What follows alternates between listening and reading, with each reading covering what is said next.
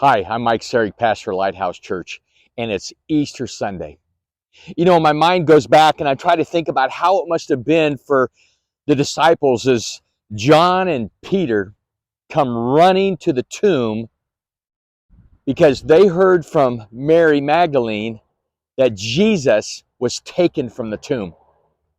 And so they come running looking for Jesus. And then they look inside the tomb and it's empty. Their first thought in my mind was, they've taken him. They've moved the body. But at the same time, John remembers that Jesus was going to be resurrected from the dead, because it says in the Bible that Jesus reminded them multiple times that he would rise in 3 days. So this happens on Easter Sunday. You know, the best thing about Easter Sunday is this.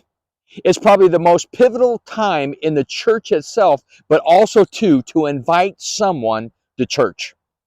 Generally speaking, people will come to church usually 2 times a year. They'll come at Christmas and they'll come at Easter. So I'm going to encourage you to do this.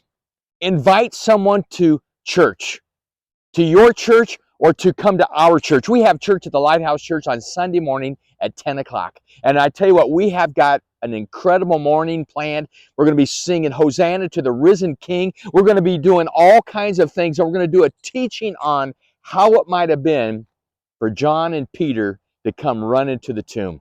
What an exciting day. We serve a risen King, a Jesus Christ who is now sits at the right hand of the Father, who is returning again. But we're going to remember this day that he got up and he walked out of that tomb. You're not going to want to miss it. It's going to be an exciting day. Look forward to seeing you. 10 o'clock at the Lighthouse Church. We'll see you Sunday.